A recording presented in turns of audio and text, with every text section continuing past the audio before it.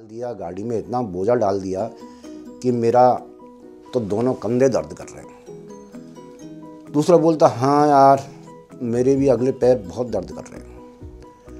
तो कबरी उन पर घुर्राती, हराम खोरो, नमक हरामो, मुफ्त खोरो, झूठ बोलते हो, तुम्हारे कंधे कैसे दुख सकते हैं।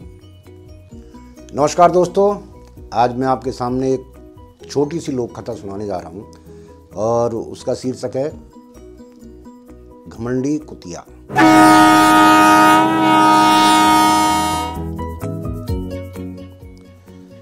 तो दोस्तों, एक किसान था।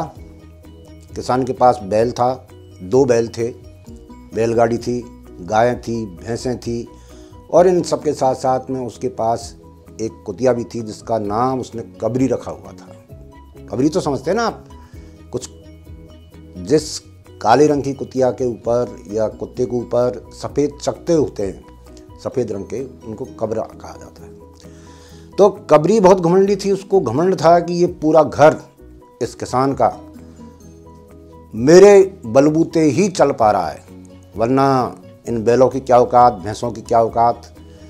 जब भी शाम को थके हारे वो दोनों बैल आते और आपस में बात करते कि यार आज तो मालिक ने बहुत बुरी तरह थका दिया, इतना बोझा डाल दिया गाड़ी में, इतना बोझा डाल दिया कि मेरा तो दोनों कंधे दर्द कर रहे हैं। दूसरा बोलता हाँ यार मेरे भी अगले पैर बहुत दर्द कर रहे हैं। तो कबरी उन पर घुर्राती, हराम खोरो, नमक हरामो, मुफ्त खोरो, झूठ बोलते हो, तुम्हारे कंधे कैसे दुख सकते हैं।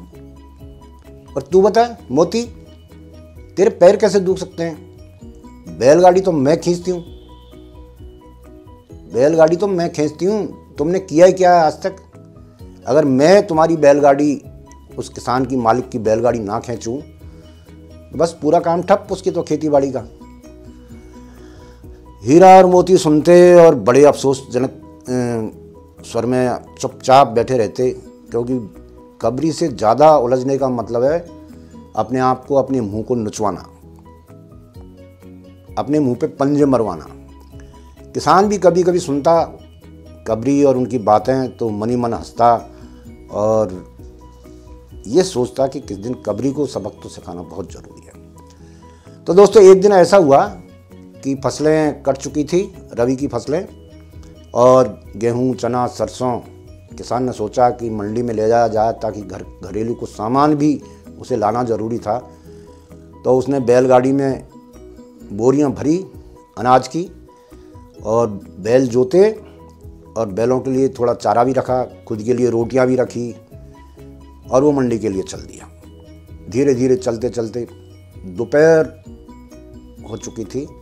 उसने सोचा कि आधे रास्ते में उसे मालूम था कि एक बगीची होगी, वहाँ ठंडा पानी होगा कुएं में और पेड़ों की छांव भी होगी, वहाँ थोड़ा बैल भी सुस्ता लेंगे, उनको चारा भी डाला जा सकता है, उनको पानी भी पिलाया जा सकता है और 2-3 रोटियां मैं भी खा सकता हूँ। तो किसान उस बगीचे पर रुका जो कि लगभग शहर और गांव के अध बीच में थी। कबरी भी गाड़ी के नीचे नीचे चल के वहाँ तक आई थी। तो किसान ने बैल खोले गाड़ी से, उनको चारा डाला, पानी पिलाया और खुद ने रोटियां खाई।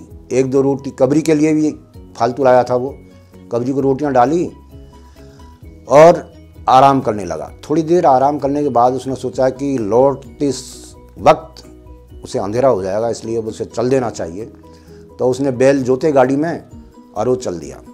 कबरी एक पेड़ की ठंडी छांव में 2 रोटियां खा के सोई हुई थी। किसान ने सोचा आज ये सही मौका है इसको सबक सिखाने का, कि मेहनत कोई करता है और श्रेय सारा ये लेती है, और जब ये बैल बेचारे विरोध करते हैं तो उनका मुंह नोच लेती है। किसान ने बैल जोते गाड़ी में और उसने वहाँ से गाड़ी हाँकी और वो मंडी पहुँच गया। मंडी पहुँच के उसने अपनी फसल बेची, कुछ घरेलू सामान था वो खरीदा घर के कामकाज के लिए। इधर कबरी की जब आंख खुलती है तो भौचक रह जाती है, अरे गाड़ी गई कहाँ, मेरे बिना कैसे गाड़ी जा सकती है, ये तो संभव ही नहीं है, ये कैसे हुआ। आप जानते हैं कि कुत्तों की नाक बहुत तेज होती है। वो गाड़ी की लकीर और लीक सूंघती सूंघती शहर पहुंची और उसी जगह पहुंची मंडी में सूंघते हुए। उसने देखा कि किसान अपना जो सामान था घरेलू वो अपनी गाड़ी में लद चुका था और बस चलने की तैयारी में ही था। इतने में आकर कबरी किसान के पैरों में कूं कूं कूं कूं करने लगी। ठीक है ठीक है ठीक है, तसल्ली तो है ना, आराम तो खूब किया ने, कबरी से कहा। फिर कबरी अपनी पूँछ हिलाने लगी और जब गाड़ी किसान ने हाँकी तो कबरी दोनों पहियों के बीच में, गाड़ी के बीच में चलने लगी। किसान ने गाड़ी रोकी, अरे आजा, अब तो ऊपर ही आजा। जब गाड़ी वहाँ गांव की बगीची से यहाँ तक आ सकती है तो यहाँ से गांव भी जा सकती है तुम्हारे बिना। अब मालूम चला ना गाड़ी कैसे आई है।